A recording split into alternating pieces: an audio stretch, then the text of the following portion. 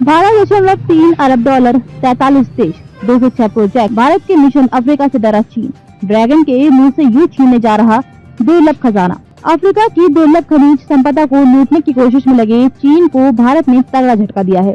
Centre for social economic progress CSEP की report में कहा गया है कि भारत ने काफी तेजी से अफ्रीकी देशों में निवेश किए हैं। CSEP की रिसर्च में कहा गया है कि चीन की आक्रामक जियोपॉलिटिकल स्ट्रेटेजी को काउंटर करने के लिए भारत अपने पाले मूव कर रहा है ताकि दुर्लभ खनिज संपदाओं का इस्तेमाल किया जा सके। भारत के मिशन अफ्रीका का मकसद तांबा, लिथियम, निकल और कोबाल्ट जैसे महत्वपूर्ण खनिज संपदाओं तक पहुंच हासिल करना है।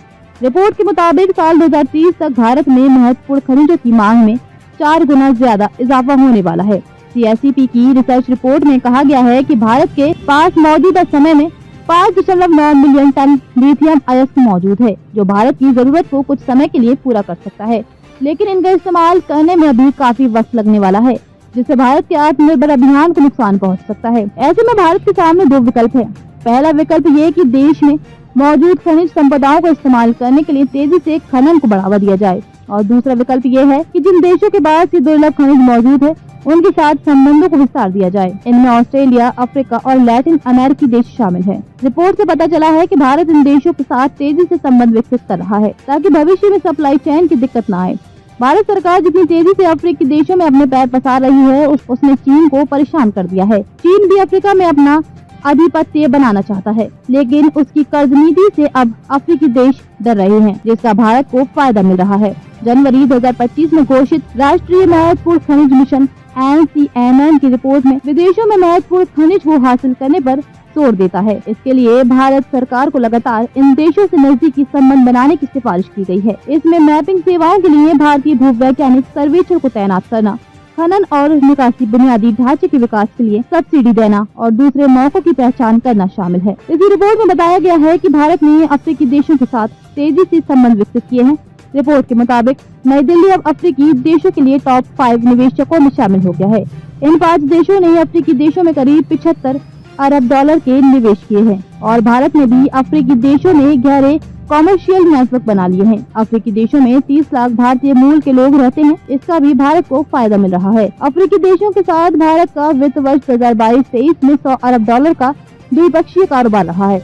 इसके अलावा भारत 27 अफ्रीकी देशों को ड्यूटी फ्री टैरिफ सुविधा देता है, और भारत को भी इन 27 देशों में ड्यूटी फ्री टैरिफ का लाभ मिलता है। इसके अलावा भारत ने अफ्रीकी देशों में 16 नए मिशन खोले हैं, जिससे अफ्रीकी देशों में भारतीय मिशनों की संख्या बढ़कर 40 हो गई है।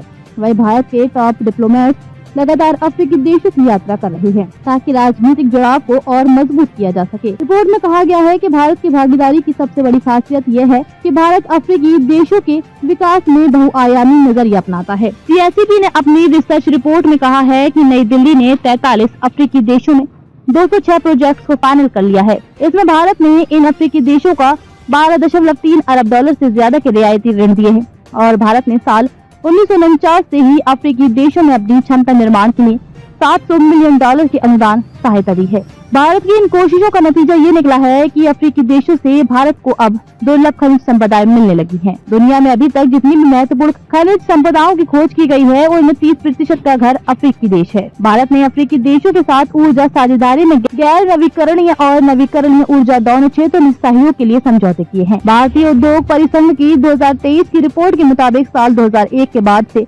भारत और अफ्रीका के बीच खनन और खनिज क्षेत्रों में कुल व्यापार 43 अरब डॉलर का हो चुका है।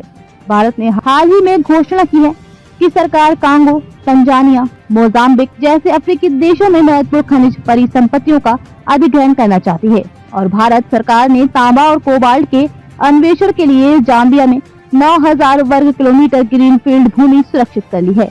भारत की ये एक महत्वपूर्ण कूटनीतिक सफलता है, और माना जा रहा है कि आने वाले समय में भारत को और ज्यादा कामयाबियां हासिल होंगी।